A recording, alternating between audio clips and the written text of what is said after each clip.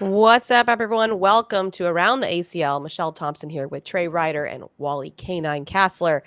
And we are going to talk about our very last Open. Talked about it over the weekend being a bit bittersweet. Means we're going into Worlds. The season is ending, but all kinds of cool stuff to talk about. We're going to recap our final chase, do some talk about some rankings and whether or not we think they're properly rated, and then do a little intro into our Worlds event coming up in just a couple of weeks. In fact, Nick just said today, don't even bother moving your luggage. You're leaving in 9 days. Thanks for pointing that out. 9 days for me is huge. This is the longest I've been at home probably since January. So that's crazy. Guess what? I get to sleep in my own bed. I don't have to pack anything. You know what? The at Cambrian all. might as well be my own bed at this point. Right? Very familiar with this hotel. It's my second home. No, it's all good. We have a ton of fun, and at least at Worlds, Nick does get to join me about halfway through, so that is nice. Trey, I hardly saw you this weekend. It's very weird. I was like, I hardly got to hang out with Trey at all. I know. I was, just thanks to shout out American Airlines for getting delayed 19 hours on the Charlotte airport. So I got to spend a lot of time there. Yeah, I didn't show up until an hour before you, Anthony, and Jeff went live on ESPN on Friday night. And then I was out Sunday morning for an 8:45 flight that also got delayed until 11, by the way. But 11 a.m. or 11 p.m.? 11 a.m. Thank Okay, God. good. If I had to do another 12 hours in an airport, I might have. You would have moved. You would have moved to Cleveland. I live here now. So, it was a very condensed and short trip, but it was, it was overall, it was good to see kind of the Pro Football Hall of Fame, my first time in Canton. We had I had some good food while I was there, good times, even though it was very, very short. Year? No, I didn't go last year because last year was the pro shootout. So Anthony did that one. Oh, wow. Okay. I didn't realize that. So I didn't go to Canton last year, our first time there, but it was good. Very short trip, very condensed. I was in and out, and once I finally got there, but ready. The World's hat is on, ready to lock in. It's going to be a lot of fun. Yeah, Wally, I got to hang out with you a lot on the mic this weekend. We had a lot of fun, but what'd you think of the weekend overall? Yeah, it was awesome having you on the mic, actually. We just got a little bit of a recap from last year. It was hot 1 minute, cold the next minute, and Mish over here fighting the temperature levels. Luckily, not happy. Baby Chamness to the rescue, bringing you the blanket and a Yoda blanket. I got you in a nice little comfort zone. I think I only saw Trey the second he handed out a plaque, and then he walked off, and I never saw him again. Like, that was the only time I saw Trey. That's true. Like, if you had told me you weren't there, Wally, I would have believed you. Just because simply I didn't see it all. But yeah, speaking of moving, I mean, I was thinking about the Charlotte area. I listen to Elevation Church when I'm on the road every now and then. So I was like, okay, Charlotte would be kind of cool, but I don't know if I want to switch from Southwest to American Airlines. And then here we are with the struggle. So now I'm like, okay, maybe Charlotte's back off of the list. I'm back to not knowing where I'm going to live next year once the kiddos' volleyball season comes to an end. But I got to say, for the second year in a row, the Ohio crowd has shown up. It was a very good crowd for broadcast. It was done a little bit differently as we're right there in the middle. So, yes, by default, we had more people in the building at that time. But, I mean, for the most part, man, the Ohio crowd's pretty rowdy. I would say Sacramento, Michigan, and Ohio are the top three crowds that we've had this year. So hats off to all those guys. Well, Sacramento was last year, but they still hold 2 years ago. Yeah, 2 years. Yeah, they still hold a special place in my heart. I mean, that was a pretty cool broadcast that we did there. I was like, I didn't think Sacramento would make that list, but we'll take it. Hey, whenever a guy volunteers to put his $100,000 motorcycle in the background, and then I have everybody in the crowd, chiming in on the socials, it always has a special tickle. Shout out Tom Embry. Yeah. All right. Well, I'm glad we had the good crowds here in Ohio. It was a lot of fun. Let's start with Open number 16 recap. Our very last one in singles. Ethan Walker took the win there. Devin Harbaugh just right there again. Doubles, Colby Shearer and Sammy Soto. Women's, Rosie Streaker got a little extra ESPN time for that one. Seniors, Jay Dotson and juniors, Levi Haddock. Trey, take it away. Yeah. So unfortunately, fortunately, however you want to look at it, I wasn't able to watch a ton of the Open. So you guys know a lot more about this than I do. I caught bits and pieces of it, mostly the endings. And, I really did think we were going to have this crazy, chaotic ending of Devin Harbaugh winning 3 straight Opens.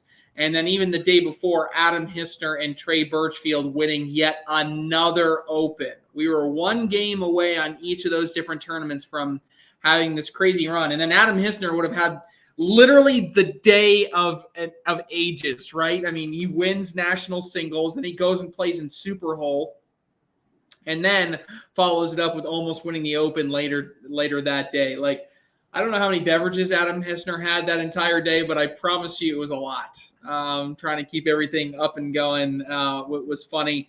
And but Ethan Walker, is the one that steps in there and gets a win. We've seen him being able to play at this high level before at an Open level. He's able to showcase that yet again. A player that's got a really high ceiling as far as play goes. He's just got a low floor sometimes as well, and we see that inconsistency. But when he is playing his best, he's as good as anybody in the building. On the doubles side of things, it is Colby Shearer and Sammy Soto. Now, what I would say is what I'm seeing out of Sammy Soto, him winning that, not a huge surprise for me, but it is good, finally refreshing to see the Colby Shearer that we thought we were probably going to get coming into this season. We didn't really get until this weekend at this particular event paired up with Sammy Soto. Colby Shearer was someone, he's a first-round pick. And unfortunately is probably one of the first-round picks that didn't live up to the bidding. Not that he hasn't been good.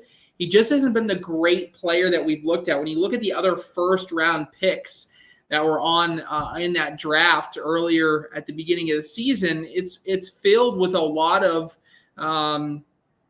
it's filled with a lot of players that made deep runs. It's your Ellis's, it's your Traders, it's your Braden Wilsons. Even returning players like Jake Gore and Jack Gore, although haven't been top of the line, they have really been delivering at a solid level. Shearer just hasn't been able to live up to that same level of bidding. However, he finally gets his first career title this weekend. He gets it done alongside Sammy Soto and does it against a Birchfield and Hissner. You kind of just thought Birchfield and Hissner were going to get to that final and find a way to win. Shearer and Soto able to hold them off. So it's a good recap, or it's a good cap to the Open season. The regular season is officially done for the year. Can't wait to get to Worlds. Can't wait to look to see what next year's Opens bring us. Wally, what do you think?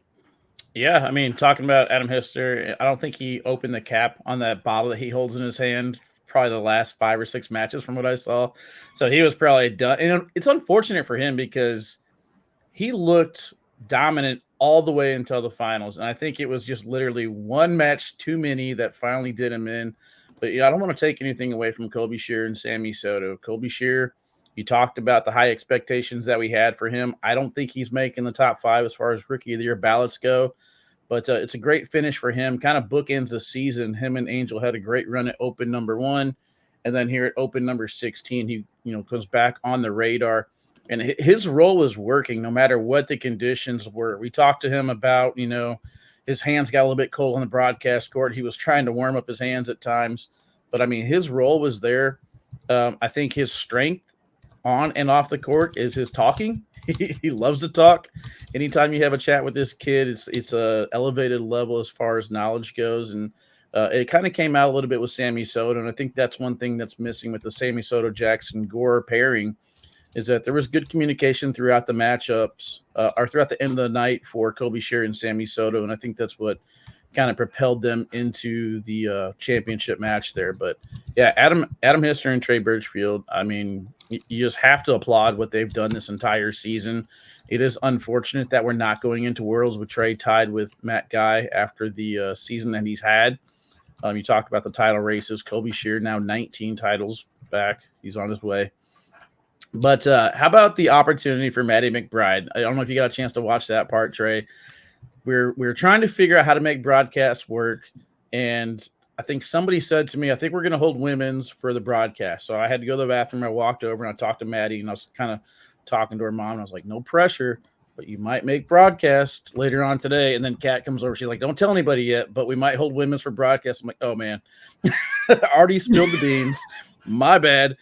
But the very last bag that she throws, she could not hold it in. The tears came out right away. She knew she was making broadcast.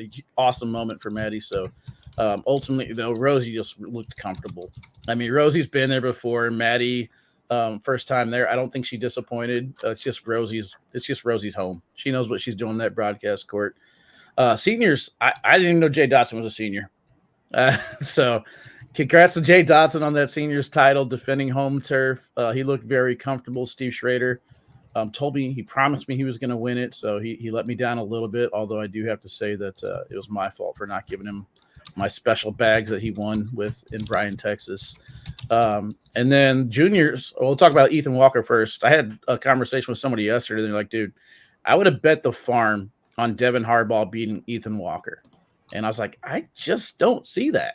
If we talk about, I mean, I thought it'd be a great match, and it was a great match. But if we talk about the best roll bag in the game, Ethan Walker's number one for me. He's got the best blocker in the game. And I think Devin and Ethan's games kind of play out similar to where it starts off with the blocker and who can play off of that. There's opportunities for Devin Harbaugh to push. You know, I call him the shepherd. He goes out and collects these hard, difficult pushes and shots and stuff like that. And that's where he gets his twos from. But if Ethan Walker's roll bag is working like that, you can't beat him. It's almost impossible. Whenever he fires that first bag blocker, you're already playing with one hand behind your back. Juniors division, talk about some names in the juniors division. I mean, we had Ryan Trader, Sammy Soto, Jaden Ellis, Espen Jackson, and I'm going to throw Cash Chamness in that list now. Cash Chamness had a heck of a weekend, so I'm putting him up there with some of the top players. I'm not exactly sure why Braden Wilson wasn't in the juniors double. I don't know if there was something happened Friday where he wasn't allowed to make it there Friday, but we'll see. Maybe a 20-hour drive or something. I think he drove like 20 hours, I want to say. Does that sound right? I'm not sure. Yeah, I haven't heard that. yeah. I haven't heard that. So he may have missed it. Okay. But yeah, ultimately it comes down to those studs, you know, and Levi Haddock takes it down. So, I mean, I expected Gabriel Clausen to make a good run. He's been throwing very, very well, but Levi Haddock, he earned every single little bit of it. So as we head into Worlds, that's going to be a name that's going to be on the radar as far as someone to watch. But yeah, overall, you know, just fun weekend. Originally, we thought the juniors might be the ones where we were broadcasting, and because there's so many, you know, elite pros in there. And then I thought, oh my goodness, if we get Cash, can you imagine an 8-year-old on a TV broadcast? Like, this would be amazing. So we weren't really sure where we're going there, which is probably why Kat told you not to tell anybody. Wally. It was after. Don't give me information, then tell me something after. That's fair. That's fair. If you tell a secret, you got to tell people it's a secret. But at that time, in my defense, Maddie was in the queen seat match, and I liked her matchup to where I thought she was going to win it, and then she lost that queen seat match. I'm like, oh my gosh, did I just put her in the K9 chair? Yeah, I remember. Like, did I just ruin it all for her? Oops. But no, she was able to get there. So really cool experience. It was fun to see. Like, I think her high school even posted that they were in support of her. I love to see that kind of stuff. All right, moving into our final chase recap. As we said earlier, national singles did go to Adam Hisner. What a day for him, as well as the celebrity super hole with Bernie Kosar, who claims he's never played cornhole. But I don't know. Pretty good. I don't know if it's just because he's a quarterback or what, but he didn't really like warm up much. I don't think anybody like taught him how to throw a bag. Yet there he was with a somewhat flat spinning bag, and he was able to take the win there. And really, really sweet guy. And our first, as far as I know, Super Bowl contestant to tuck his jersey into his pants because he's classy like that. So we appreciate first of many 2025. Yeah, he's going to set a trend now. This is how you do it. The year of the tuck jersey, 2025. year Calling of it the now. That's my hot take for later. You spoiled it. The year of the tuck jerseys.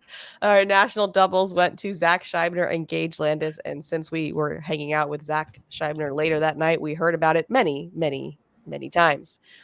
And we saw the trophy come out many times as well. He's very proud of that moment. So congrats to them. Shootout singles went to Eric Davis. Doubles, Derek Holland, Alex Rawls.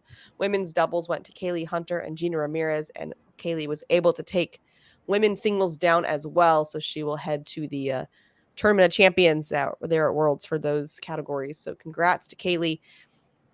Trey, where do you want to start?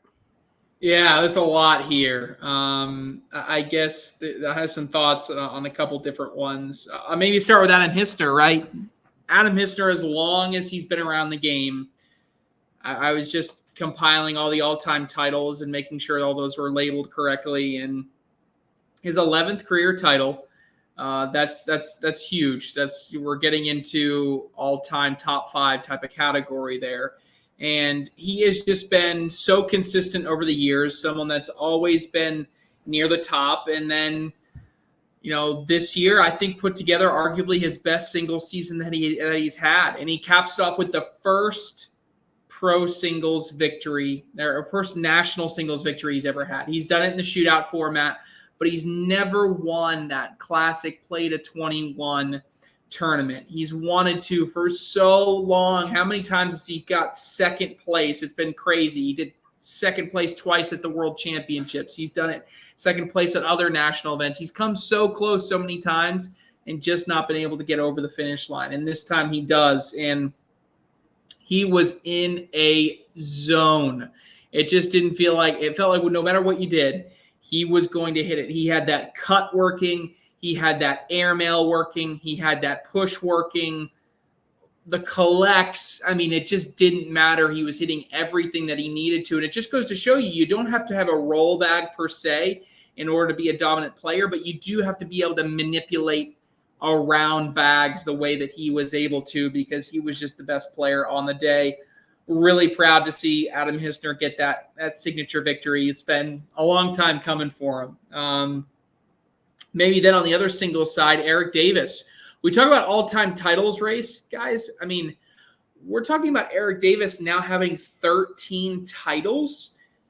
We're not ready to 100% say he's ready to get into that conversation. But when you have 20 and then 3 guys at 19, Eric Davis creeping up there now at 13. He is now by himself for 5th all-time. Right? So he's got that 5th spot by himself with that 13th title. He continues to be a master of the round limited format. Now, we saw him make the final or the semifinals of play to 21, so we know he's playing at a high level regardless. But for him to get another shootout title just goes to show you there's nobody been better in the history of the sport at the round limited format than Eric Davis. And that's just, at this point, that's facts. That's not even opinions, right? And he doesn't know why. So I don't know if you heard that on the broadcast. Great interview. Yeah. I said, first of all, Eric Davis, you told me that you wanted to be interviewed on the broadcast, and then you gave me 2-word answers. We have to have a talk. But yeah, I said, why do you think you're so good at this? And he said, I don't know. Like, okay. Well, I don't know either then. I don't know why. Yeah, he's just been I can't explain it either, right? But I could tell, it felt like he was going to win when he started laying up for points, right? Laying up for a single point, you're like, wow, this is a changed man. This guy's going to win the whole thing now. And sure enough, he goes on to win the entire thing. Zach Scheibner and Gage Landis, guys, I probably would have put money on 25 different teams before I put money on Zach Scheibner and Gage Landis. But when you look statistically at what Zach Scheibner has been able to do, Gage Landis is somewhat improved year over year, but Zach Scheibner is a different player. And I think, it's still going through approval right now, but I think Zach Scheibner has played his way onto a breakout player of the year ballot. That's how good he has been this season in comparison to other seasons. He may not win breakout player of the year, right? Because he's not that top 5 type of player. There are other flashier names, but certainly for him to play well enough to win a national doubles title is absolutely incredible. Something that I wouldn't have foreseen, and he deserved every bit of those bragging rights that he brought you, Mish, because he was as good as advertised. Derek Holland and Alex Rawls, we knew they were going to get one eventually. That just feels like a long time coming. Finally, we kind of just expected that to happen. The last thing I just want to touch on, Kaylee sweeping it again. To me, no surprise. But the last thing I want to touch on is Adam Hisner and Bernie Kosar. So I know everybody kind of maybe heard this through the grapevine, but literally what we dealt with on Friday, on Saturday morning. So I wake up to a text from someone at 4 a.m. that the two Super Bowl players, Sean Merriman and Marcellus Wiley, their flights got canceled. There's no way that they are making it into Cleveland, into Canton in order to play that night. So we had a connection. We're like we can't play a Super Bowl with two people, or else it's Trey and Wally walking out there for our other two celebrities, right? And so we have a connection with Bernie Kosar. Woke up on Saturday morning with nothing to do, had no idea that he was going to play on ESPN 4 hours later and then win. We called Bernie Kosar at like 7 a.m. He's like, yeah, I got nothing to do. Let's go do it. He drove from his home in the Cleveland area out to Canton, Ohio to compete. We tried to find another. We couldn't do it. That's why we had that little round robin type of format that we hadn't done before. But man, Bernie Kosar, shout out him. He just saving the day, coming out there, helping us put on a celebrity event, because it was absolute chaos with the flight schedules. But it was certainly funny to see the irony in that big win. It was. He was ready. He was excited. He was having health problems like not that long ago, and he wanted to show everyone, look at me. Like, not only am I healthy, but I can play cornhole. So congrats to him. Athlete. Wally. Yeah, thoughts on the final, Chase? Yeah, so I mean, Shibby and Landis, we go back to last season. I believe they got double dipped twice, sitting in the king seats of their brackets and doubles. So I mean, we're kind of looking for them to break out. Last season came just a little bit short. They already made one broadcast early in the season this year. So I mean, they have improved. You talk about players trying to get up in the top 20. They have improved every step of the way. And as far as a doubles team to look out for in the bracket, their style of play kind of messes with people a little bit, because it is such a dirty roll bag first type of game where, Shibby doesn't care about the PPR. He cares about the DPR. Gage, same thing. So if they throw a 6-on-4, they're perfectly happy, whereas most of these pros right now, they're not. I was talking to Shibby about it, though, in the hotel room, and there was one moment where I think he was thrown against Hardball, and Hardball had a perfect blocker, and Shibby had a bag off to the left, and we already know he's got the tilt in the exact opposite direction that I do. And he was able to get that bag left to right and collect it. And he said, this is the moment I knew we were going to win. When I was able to collect that bag on the left side and go left to right with it, I knew it was over. But yeah, Adam Hisner, talking about him and his game real quick. Adam Hisner plays similar to me with the opposite board. So for me, if you have a level 1.5 blocker, I have my little saw blade tilt left to right. I got no problem going around that blocker. Trey hit the nail on the head when he says, if you don't have a roll bag, you still have options to get that bag in the hole with an airmail. Adam Hisner's right to left cut this year is something that I had nowhere on my radar at all, and I'm putting him at the top as far as having that right to left cut working right now. Damon Dennis is close, but that tilt going right to left, Adam Hisner is just money with it, and he's confident. And I have to apologize to Adam Hisner because, like I said, I don't think I had him in my top 50. But he has definitely deserved a place on that MVP ballot. I mean, he's a beast this year, so credit to him. Eric Davis, again, shootout. It's almost the point now where I don't even need to watch the shootout. We know Eric Davis is either going to be in the finals or have a great run at it. It was good to see Derek Holland and Alex Rawls get a little bit of redemption there after, just coming so close and having that miraculous shot from Braden Wilson, get him back into it. But Derek Holland and Alex Rawls deserved a title this year, so I'm glad to see them get one here at the back half. I want to talk about Kaylee Hunter for a little bit. Her and Gina Ramirez looked very, very great in singles, flat out. Awesome moment for Maddie King and the Dragon Bags family getting their first broadcast title. Siva got their first broadcast title, so it was kind of a national title, for first. I don't remember who she played in singles. Miranda Coy. Okay. Yeah, so Kaylee Hunter has probably one of the prettiest bags, that I've ever seen. And we talk about the women making their way in the rankings. Miranda Coy has had a great season so far in singles. She got to the stage last year against Sarah Cassidy and fell just a little bit short again. And it was almost like mirrored images what we saw with Harbaugh and then Miranda Coy.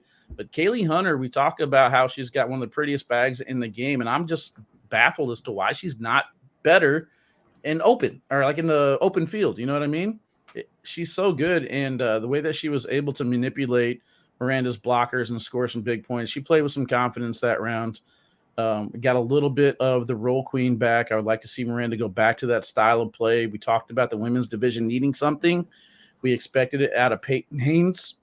I would like to see it out of Miranda Coy again. Go back to blocking, go back to rolling. I don't really know too much about the Lucianos, but we did see Tony Smith throw the Lucianos in singles. So maybe that's a more role-friendly bag from Lucky. But overall, man, I enjoyed the broadcast. I actually got a chance to sit down and watch some of them. I was impressed. The one guy that we haven't talked about yet that I think deserves a little mention, Jake Trzynski. Jake Trzynski had a chance to win 3 titles this weekend, walks away with nothing, but I talked about a little bit on the live stream court. Jake Trzynski didn't look like he had stage fright or had a finishing problem or anything like that. I think he threw very, very well in every single opportunity that he had to play in. He just got beat. I mean, the other guys were that much better than him. He put on a great fight, a great show. Jake Trzynski looked very composed, so I'm proud of what I'm seeing out of Jake Trzynski going into the Worlds. He said that, so I saw him walk off after I think it was the second game. Maybe it was the first. I can't remember. Anyways, I said, how come you're not getting fired up like you normally do? Like normally he's kind of a fiery player. And he said, because I need to stay calm. And so I don't know. I guess my perception of him is that he would play better a bit more fired up. I think that some players need to be calm. Some players need to be a bit more fiery. I think Anthony was saying on the broadcast, like when we start seeing that like fist, pump, and like that's when he's kind of grooving. And that just didn't seem to be there. But what do I know? I guess he knows himself best, but I don't know if calm is the right state for him in particular. I think he needs to unleash the beast, get mad at something. I mean, if I see Jake Trzynski come out and throw an open board first bag airmail, I know he's winning that game. Yeah. If he's that confident and that cocky to where he can just doesn't even know who his opponent is, doesn't even care about the opponent, just wants to play his own game, I think that's when he's at his best. Yeah, he just seemed a bit subdued to me. Yeah, I might disagree with you guys. I think I like this change from Trzynski. Not necessarily now.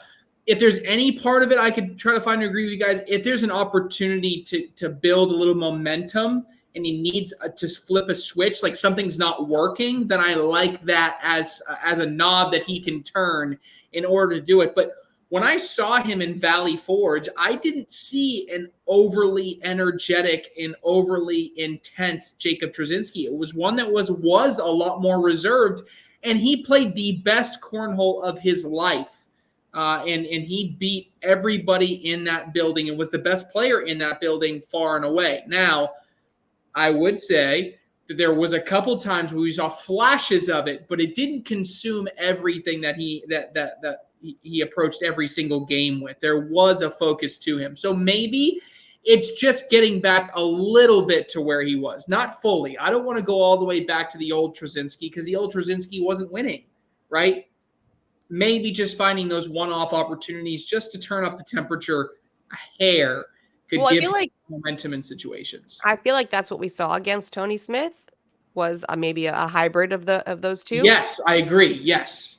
And that worked. It was a hybrid. And so it just felt a little bit under that for this weekend. So I didn't feel like I saw that same fired up Jacob that I saw when he beat Tony Smith in that doubles match. But I don't think he needs to go overboard. But it just seemed like he was lacking a little bit. I guess the difference for me is like there's okay, it's go time. Here we go. I want to win. And then there's nobody can beat me. Yeah. That's the difference for me. Yeah. I saw nobody can beat me in Valley Forge. That's true. And the one thing I will say, though, is I'm surprised strategically that Trzynski wasn't more vocal against Eric Davis. Because if you remember the last time Jacob Trzynski played against Eric Davis, it was back in, where were we? In Minnesota. And it was a bracket final. And you heard the uh-ohs coming back and forth between Trzynski, and then Davis was chirping. Halbert was kind of somewhat trying to stay out of the chirping, but there was a conversation happening, and that ultimately what led to Trzynski and Halbert making that Final Four, because Davis fell apart upon Trzynski just chirping a little bit in his ear. And I'm surprised that Trzynski didn't pick up on that a little bit and try to translate that over into this broadcast. It ended up not mattering, but that's part of that psychological game that you got to try to find a way to get an advantage any way that you can.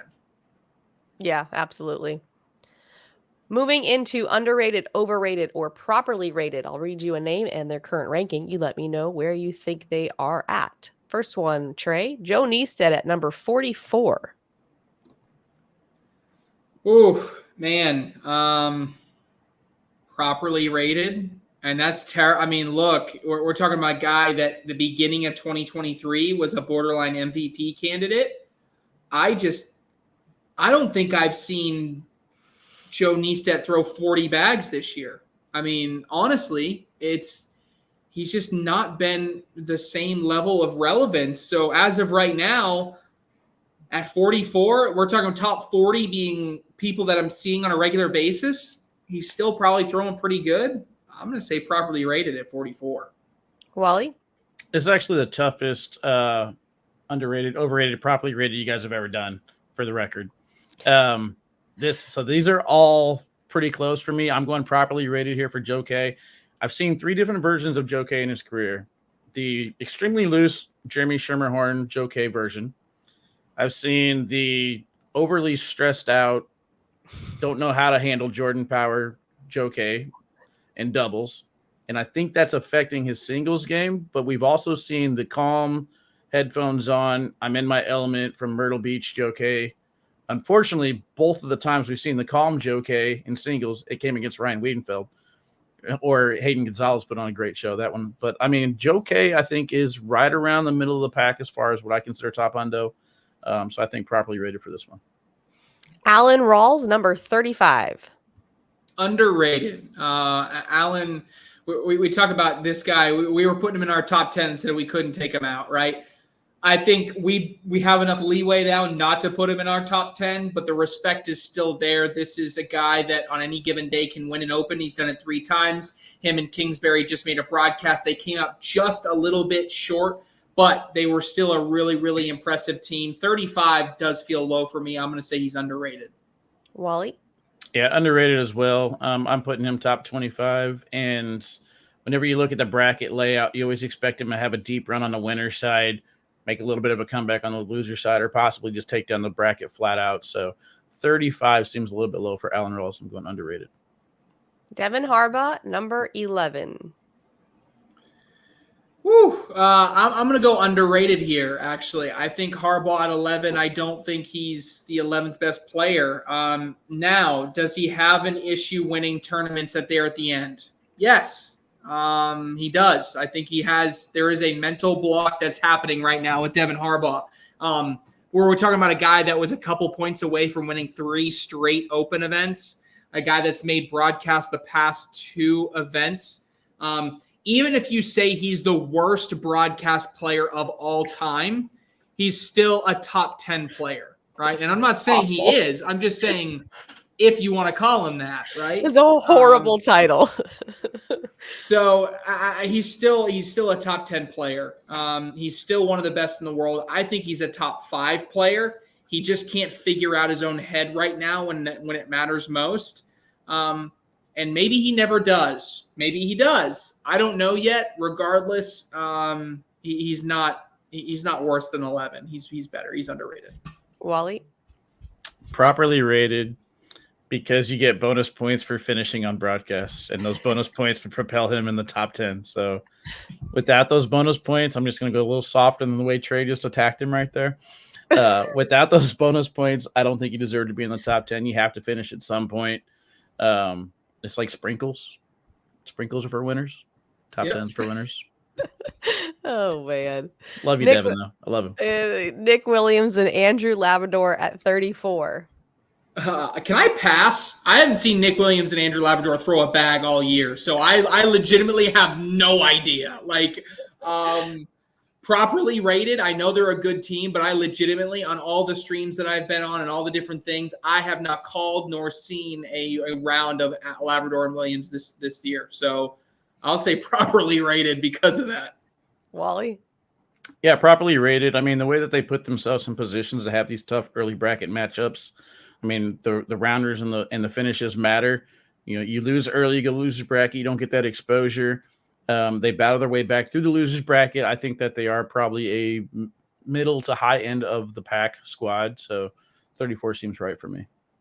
Adam Hisner and Trey Birchfield at 30.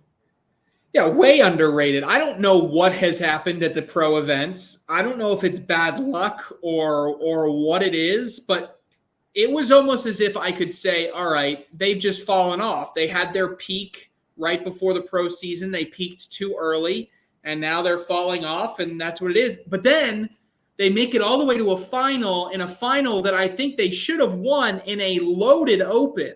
Like, I don't know what to think about it. I don't know what to think about the fact that they can't win a pro event. It doesn't make sense to me, and maybe they'll win the World Championships. I don't know. But Trey Birchfield and Adam Hisner are not anywhere close to the 30th best team in the country. Wally? Yeah, underrated for me as well. They're top 10, if not top 5. You could look at any bracket and you see them coming in as like a 16 seed or whatever it was early in the season. And you're like, oh, these odds have got to be pretty good at, as far as betting on them. But then they deserve every single piece of accolades they've received this year because they are so good. For some reason, they just can't figure it out at the pro events, like Trey said. But yeah, they're top 5 for me. Chad Hunt and Tommy Sliker at 13.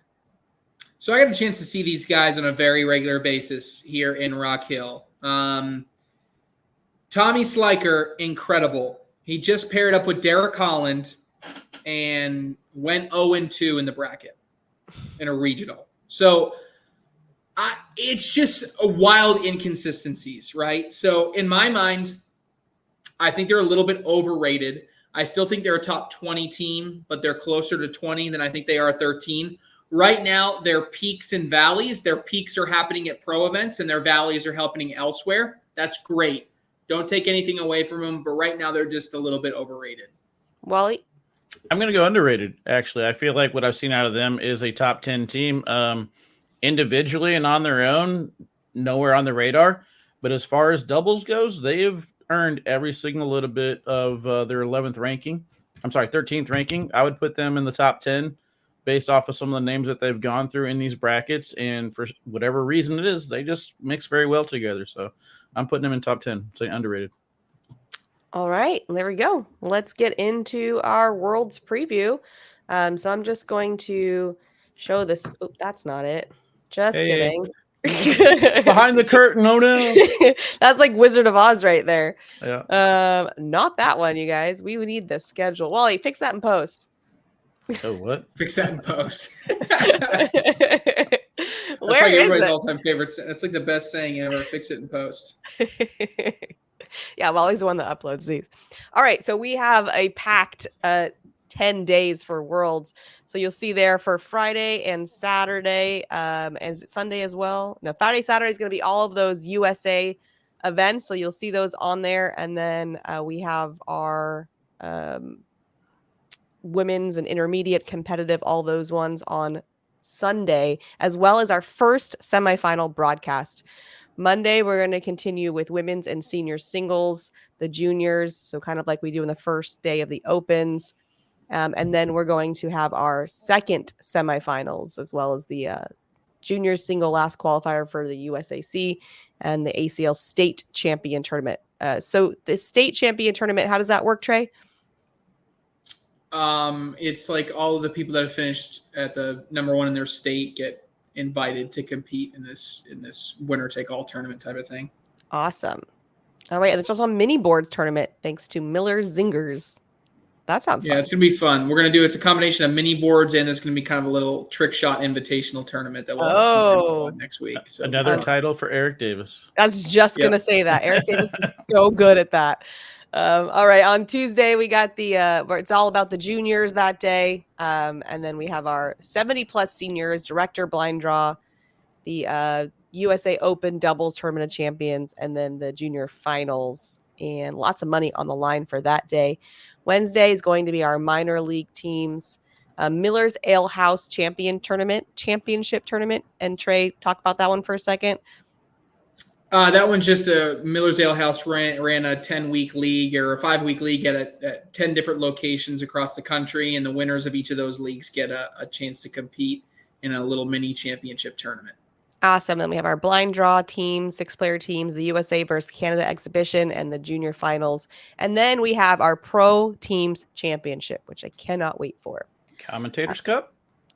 Oh, which day is that? Wednesday? Apparently Commentators Cup. Oh, it's not on the schedule, Wally. Can I forfeit? Jeez. You and Anthony, I swear. All right.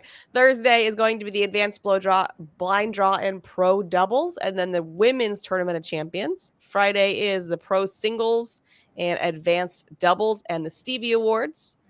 And then Saturday, advanced elite singles, pro doubles world championship. And then Sunday is going to be obviously the pro qualifier. That is the tough day. And the divisional world championships for singles. All right. So that is our schedule. And as we talk about worlds, we're going to get into more details next week, right before. But Trey, what are some thoughts on who you're looking at for worlds? Who needs to show up? Who needs a big win? Anything you want to talk about as we get into worlds a little bit deeper? Yeah, I kind of want to hit on who needs a win, right? Who needs a win? And we kind of talked about this going into the final chase, but I'm kind of taking a different approach here. So I just got a few, and I'll let Wally go. First one is Matt Guy. Matt Guy has been given some mulligans on the past 3 or 4 different events. They've had multiple people tied at 19 titles looking to tie him, and he has not had the ability to get another title to kind of get over a hump a little bit to build his lead on titles lists. He's been fortunate that no one has taken that from him. He needs to go and reestablish himself here. I think he needs a win. Surprisingly enough, Gavin Cano kind of needs a win. We talked about Gavin Cano being an MVP candidate, if not number 1, maybe number 2, going into the second and coming out of the second event of the season. And then what happens? Completely falls short of expectations. Guys, he's not even on the MVP ballot. Wow. We talk about a guy that was talking about maybe number 1 or number 2, now off the ballot. He had success last year at the World Championships, has an opportunity to do it again this year to reassert himself as a top 5 player in the world. All right. The Carolina Coasters sneak into the playoffs. They tied with the Sliders and won the tiebreaker. That's the only reason that they're there. So now, I want to put this in perspective. The worst winning percentage of all time to make the playoffs will now go against the largest win percentage of all time in the playoffs in the first round. It will be the Ohio Aviators versus the Carolina Coasters going head-to-head in the quarterfinals. The Carolina Coasters need a win in order to showcase that David can still beat a Goliath. Devin Harbaugh needs a win. How much think about this for a second. I want you to pretend you're Devin Harbaugh, and you have all these negative influences and all these voices telling you can't win. You got people telling you the worst broadcast player of all time. Wally Kastler said that. Okay? If that is the case, imagine how much people's opinion would flip on their head if he won the singles world championship. All of that is gone, right? It's just completely forgotten about, and now he is a hero. He has the opportunity to do the funniest thing ever, and that's win a world championship. Last one, USA Cornhole has been dominated across its entire history by one person and one person only. And he has yet to have a lot of strong finish this year outside of one appearance with Jamie Graham in doubles. Frank Modlin needs to defend his title as Captain America. He needs a win in USA Cornhole. All right, Wally, how about you? I like it. All right, so I'm going to go look at who's needing a win to qualify again for next season. So some people that are on the bubble for me that we really haven't heard enough out of, and with the no application process this next year, it's go time. You got to qualify how you can qualify through your points. Otherwise, there's 10 spots that just get picked by the committee. So Nate Voyer, you're a little bit below the bubble. I believe your partner is in as far as singles ranking goes, but Nate Voyer, if he wants to continue the TikToks and the social media, he's going to need himself a win. Adrian Johnson, another player who's heavily involved in social media. I thought he's been throwing very well every time I see him. So I'm kind of shocked that he is outside looking in. Angel Camarena, right there on the bubble. I know he had that one national where he had to go graduate, had a great run in Valley Forge. So it's kind of like, will the real Angel Camarena please stand up? But he is on the bubble as far as pros go. For the women, Katie Matthews, we saw her already take down one shootout title.